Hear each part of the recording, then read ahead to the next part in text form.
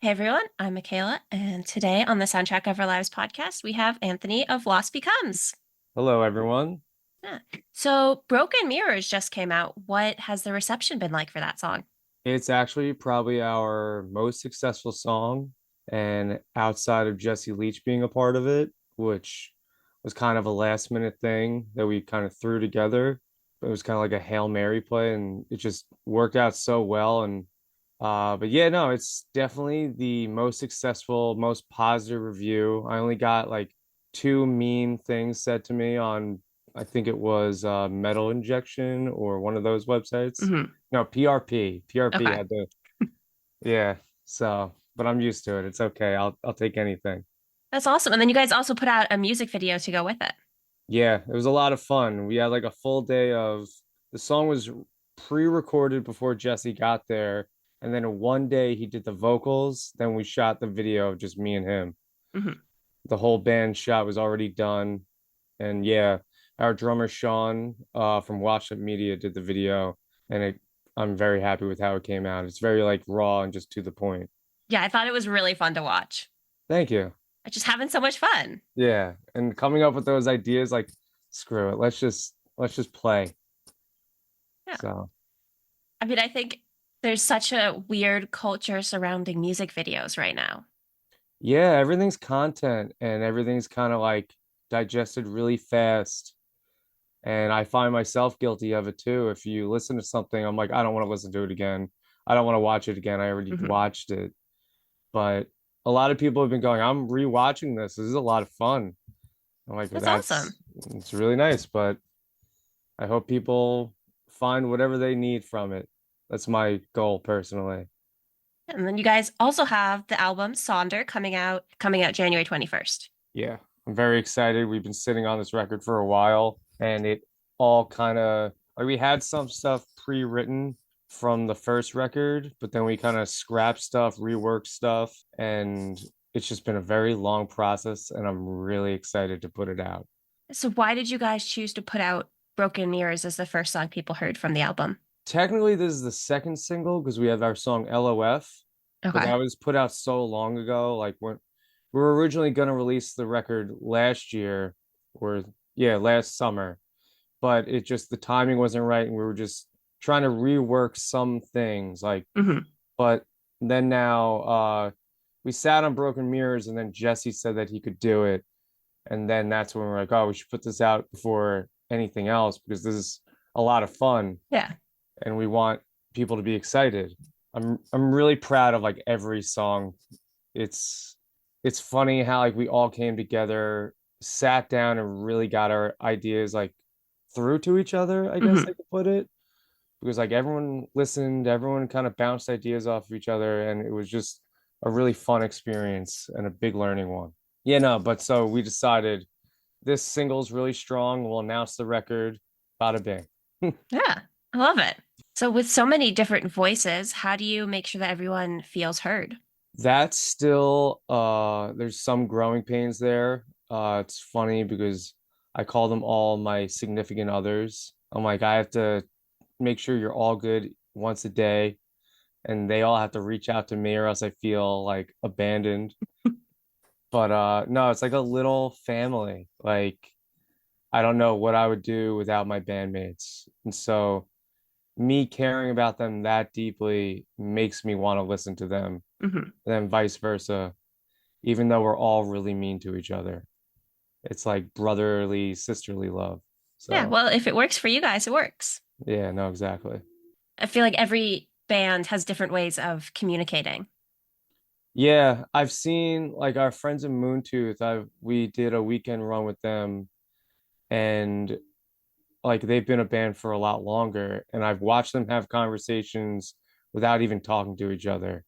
And it was the weirdest thing because I've known them for a while, and I'm like, "What'd you guys just talk about?" And he was, "Oh, he asked me to help him bring his guitar cab up." And I'm like, I didn't hear a single word. He goes, don't worry about it. Like, it's just funny. But everyone definitely does. It's relationships and like talking to each other and communicating and boundaries are a big thing. So just trying to respect each other is very big. Mhm. What advice would you have for a band that is struggling with that? Have a meeting and don't feel threatened by each other. Throw your ego out because it's not about you, it's about we. Yeah. It's a lot easier said than done, though. It's really hard. You got to do a lot of work. The past 2 years, I've personally done a lot of work on myself.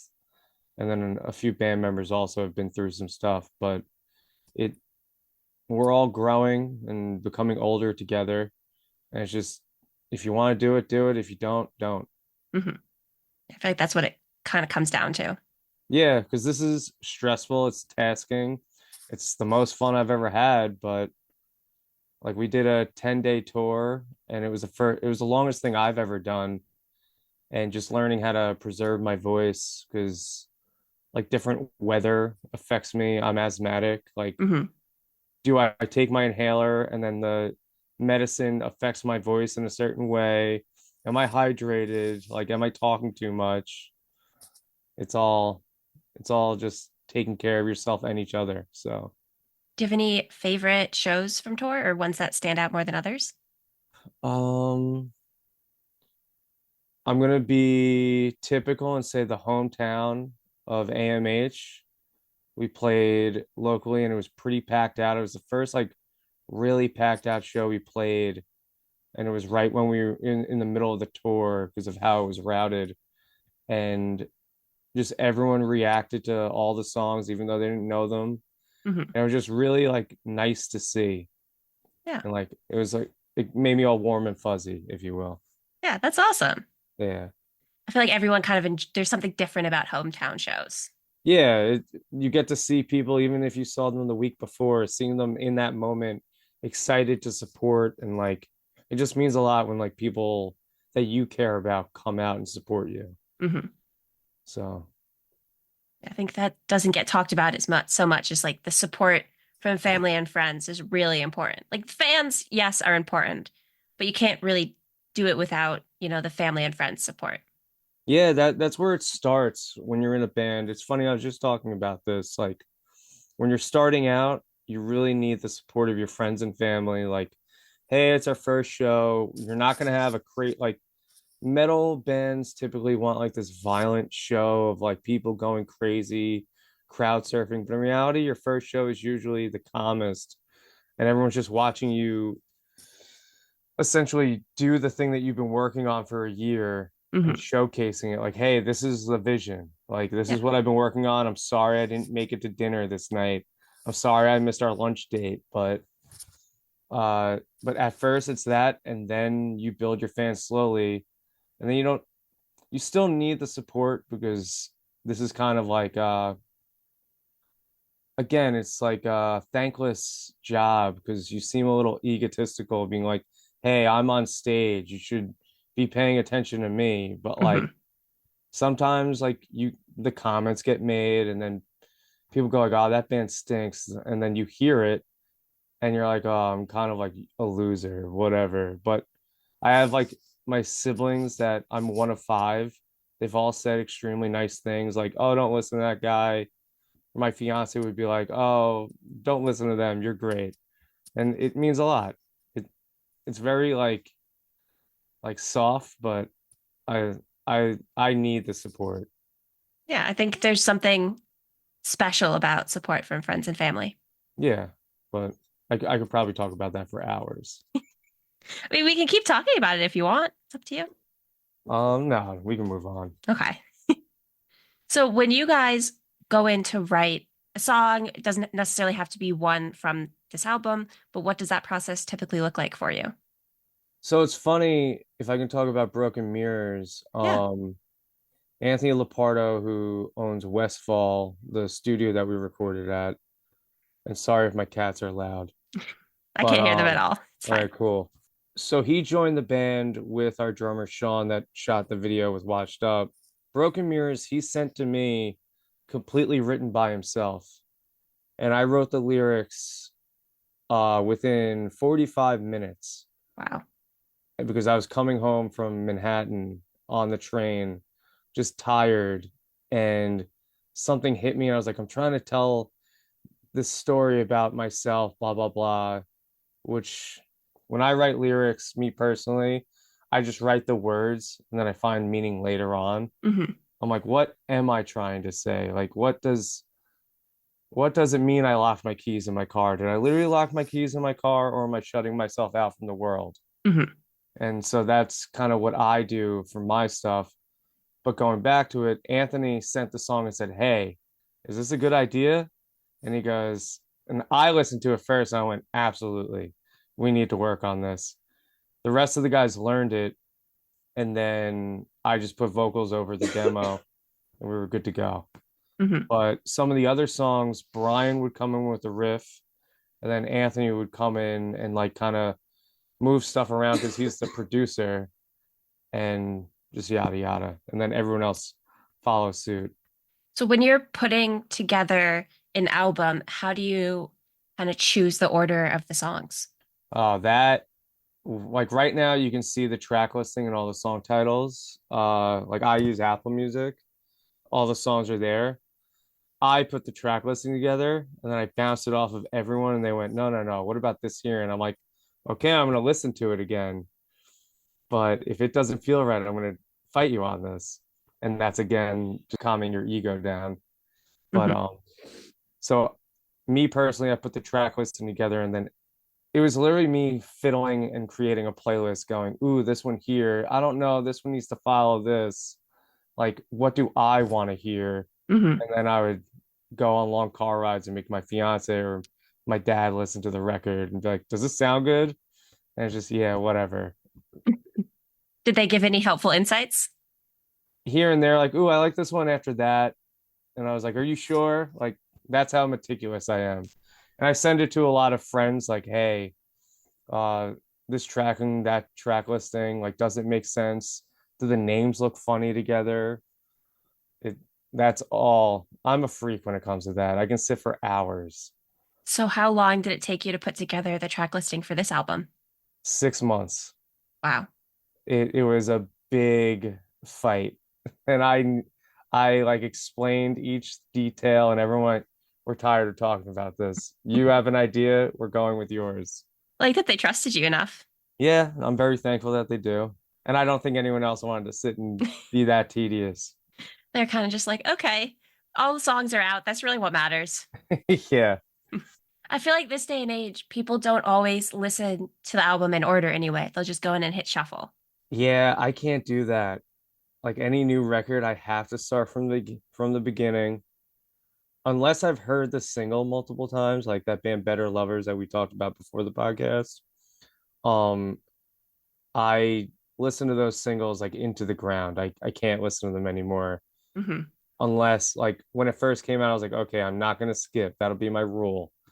But then now later on, I'm like, okay, skip, skip. But I have to start from the beginning. I get tired of the record, then I listen to it backwards, then I shuffle it. But I'm mostly just beginning to end. I feel like there's something to be said, at least for the very first listen, because it was put together in that order for a reason. Yeah. Oh, I know that it was put together the meticulous AB. Yeah, because it took you 6 months for this one. So people Yeah. better listen to it in order. Yeah. If you're listening, listen to it in order. And then I know we talked before about the mini couple of shows that you're doing. I'm really excited. I think we played Poughkeepsie once, but I honestly don't remember. And it's funny, my older brother, he was like, you should really be keeping track of everywhere you've been. And I'm like, I'm too unorganized. I can organize a record, but I I can't organize my life. also feel like you could just look it up. Yeah, but what if all that goes away You've probably got a paper copy somewhere. somewhere? I have a few flyers that I've kept, but yeah, no. I'm really excited. Lucky 13, obviously, this will come out. We would have already played there, but that's like a second home for the band. Because it's funny, when I joined the band, I always told the band like, "Oh, I'm gonna make us a Long Island band. Don't worry." Hmm. And they're like Queens and Brooklyn, and they're like, "No way, not a chance." Now we're 100% a Long Island band, and Brooklyn's just the second home. Hmm. So, but Lucky 13 is a great local venue. Like they always treat us well. I've never been to Reason and Ruckus in Poughkeepsie, but I'm excited. Off Kilter and Ambler, PA also. I heard great things. So, Are you guys doing anything yet to kind of prep for them or? oh, we're full on practicing like every week.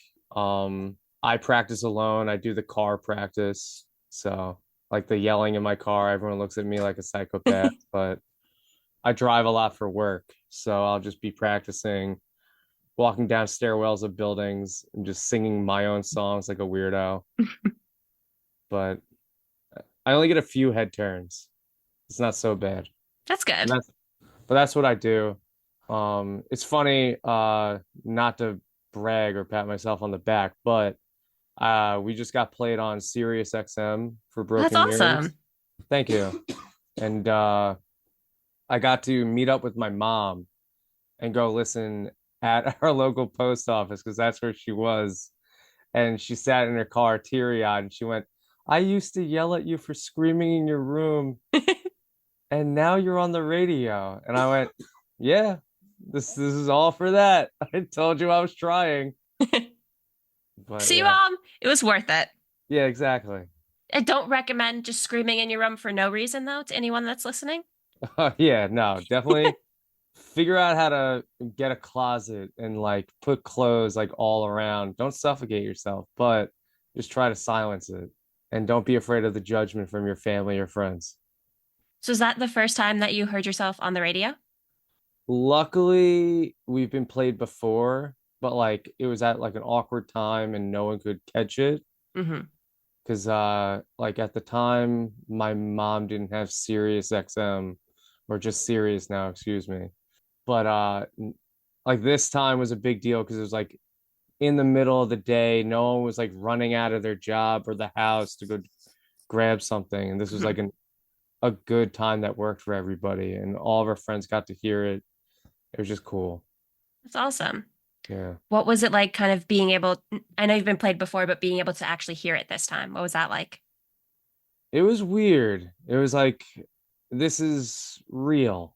You know what I mean? Like, yeah, I record myself, I go to studios, and like when you just like when you're editing the podcast, you're like, oh, it's just noise kind of. You Hmm. know what I mean? Like, Yeah. but then when you hear it, like it was more out of body, like, oh, someone else is hearing this. Someone else is in their car either changing the channel or going, what is this? And then changing the channel. But Yeah, that's really cool. yeah, it was weird. It was definitely weird because I'm not really want like I just started learning how to take compliments because I really hate it. But and it was just like a nice like I got the compliment, you know what I mean? And Hmm. I had to accept it. Right. So And that's really awesome that you got to experience it with your mom. yeah, it was very out of body. Like even after I walked away, I was like, why didn't I take a picture of us listening to it? Even though the picture, yeah, there's live photos and stuff, but I don't know. I was like, why didn't I live in the moment more? I was just more out of body accepting it. Hmm. So, Yeah, I feel like there's always those moments, whatever it is, you look back and you're like, wait, why didn't I try and experience that in this specific way? Or, but we can't live like that. We got to live in the now. because otherwise, there's so many things you could be like, well, why didn't I do this or that, you know? You can't live like that. You just beat yourself up. And that's Yeah. kind of half, actually, half of the songs are about stuff like that and understanding that other people go through it also. Hmm. So, Yeah. Nobody really wants to admit that they struggle with that, but I feel like it's just a very human thing. yeah, You know, you get into bed at night and then everything is like, okay, why didn't I do this or that? Or why did this happen that way? You know? yeah. And we're all not sympathetic to the fact that we're all doing that. Right. Like, oh, they're tired. They should really go to bed sooner. No, it's maybe they were struggling with something. Hmm. Like sympathy is a big thing that I think everyone needs to pay attention to right now. Yeah, I think there's always something to be said for just understanding what other people are going through. Yeah, exactly. It's a lot harder, like, because not everyone wants to talk about it, or sometimes you just can't understand it, but you can at least try. Yeah, heavy subjects are heavy Yeah. and other people don't want to lift them up. I guess back to the album. If you could describe it in 5 words, what would you say? 5 words. Heartfelt, meaningful, heavy. Man, this is hard. I got three right off the bat. Now I need two more. I always find that everyone gets the first ones really fast, and then the last ones are the hardest. Closure, growth. I like it. Now I can't even repeat them. So why do you feel that it represents closure? A lot of it is again but these past 2 years, well, the past year before the record, I started going to therapy, Hmm. and it's something that I've never accepted. I've been open to it. Obviously, I went to it, but then I keep going back. I'm trying to put an end to the things I've been dwelling on, past traumas, past mistakes, Hmm. living in the past in general, like Yeah. and just trying to get over that and explaining like, hey, I can try to get over it, so can you. Hmm. Like that, just that sort of thing. Like LOF, that song, it's funny, my fiance is actually in the video. She's the one getting paint all over her, Hmm. or oil, because LOF stands for lube oil filter. Me and the guitarist Brian have mechanics as fathers, and he's the only one that understood when I said, "Oh, it's LOF," because the song's about kind of like giving your emotions an oil change Hmm. and like removing the things, understanding that they happened, accepting it, and just moving on and not dwelling. Right. And that's what the closure is. Like end it, like try to. It's really Right. hard. I still Very haven't hard. done that for a few things. I'm sure you have stuff also, but I'm just trying to not hold on and harbor those things anymore. Yeah. I feel like that's just a very human thing, and it's really hard. It's a lot easier to say to move on than it is to actually do it. Yeah. No, and sometimes just talking about it, like I'm a very big, I don't talk about the things that I'm doing because then if I, it just makes me, what's it like, verbal masturbation essentially. I don't Hmm. know if I could say that on here. That's You can fine. censor it if you want. But if you talk about it too much, then it makes you feel like you did it already. Hmm. Like going back to the Jesse Leach feature, I didn't tell a lot of people. I barely told my family. And like my brother lives out of town and he came home, and that day I was like, I'm not around. I have something to do. And he's like, "Oh, come on, I'm around for once. Like we're here for a week. You and this is one less day." And I'm like, "You just have to accept that I'm not here. Just I'll tell you later." Hmm. And then I eventually told him. He was like, "What? Why don't you tell me? That's so cool." And like there was a bunch of that, but Yeah. Well, sorry. congratulations on starting therapy and then being strong enough to talk about that. Thank you. I appreciate that. Yeah. See, I accepted the compliment. So before I ask the last question, was there anything else that you wanted to mention or talk about today? Just that obviously Lucky 13 Thursday the 14th, Thursday November 14th, Lucky 13 in Brooklyn. You guys, if you're listening to this now, you probably already missed it, but that's fine. Then November 15th, Reason and Ruckus in Poughkeepsie, New York. Saturday, November 16th, Off Kilter in Ambler, Pennsylvania. Lost Becomes with Luxury Funeral. And then we have Broken Mirrors out now. We'll have another single out soon. And Exciting. yeah, I'm excited to release all these songs, obviously. I'm so ready. But yeah, Hmm. Sonder comes out January 21st, right? Is that what we Yes. said? Yeah. Wow. I'm awful. It's been out technically to me for 2 years. So, Hmm. but yeah, January 21st. And then we will be having a album release show on the island, but stay tuned to our socials.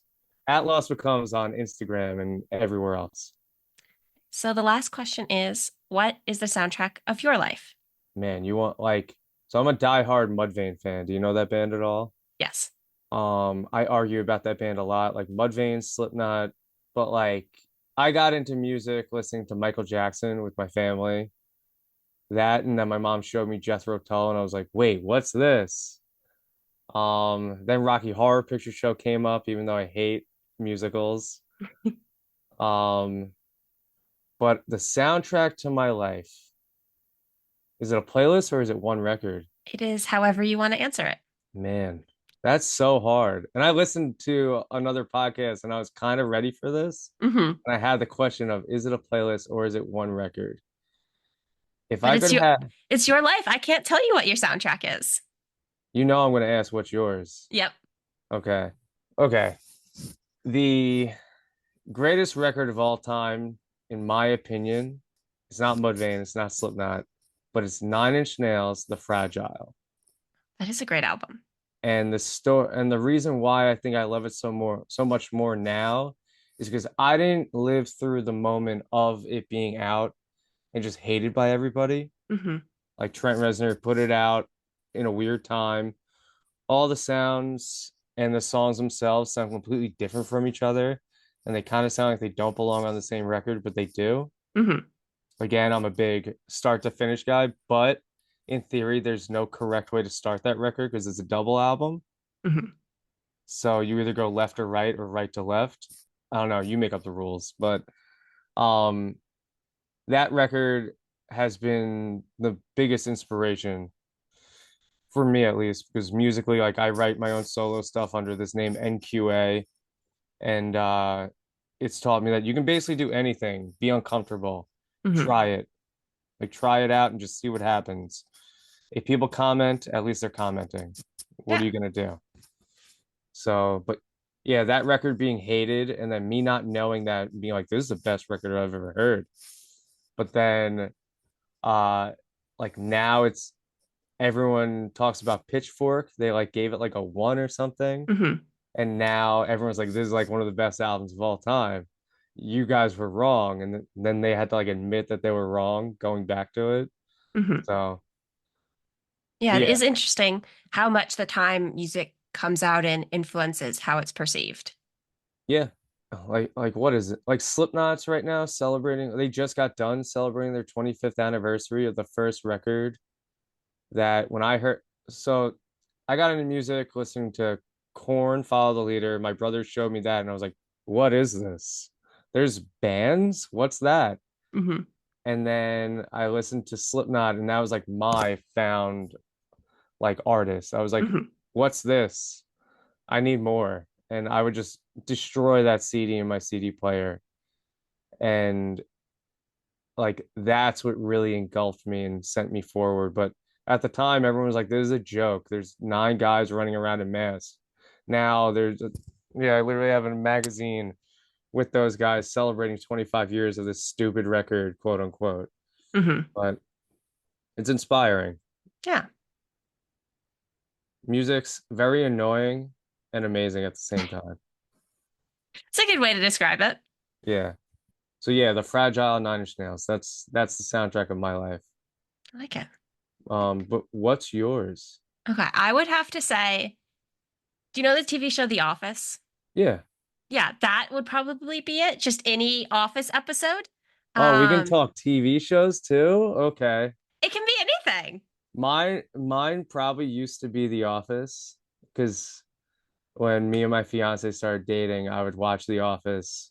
It was the only reason I got Netflix Hmm. was to And now have it's The gone. Office. Now it's on Peacock and I had Peacock, but it has commercials. I'm not, it's annoying. But now then I was it was The Office. She got sick of the theme song playing.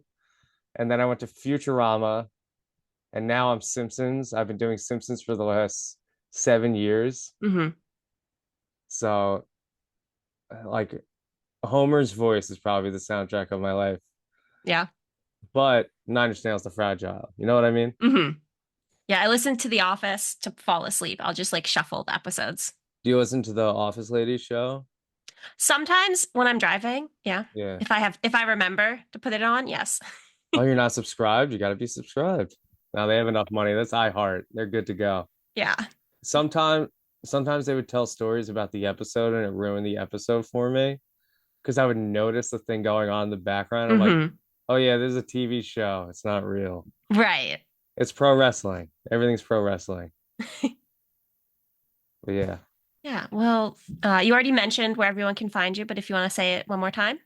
You can find me at Waste039 because I'm a 90s kid and I still have screen names. Um, and but you can find my band at Lost Becomes everywhere. TikTok. Follow us on TikTok. I'm trying to figure that out. I can't understand it. I don't have the attention span, which doesn't make sense.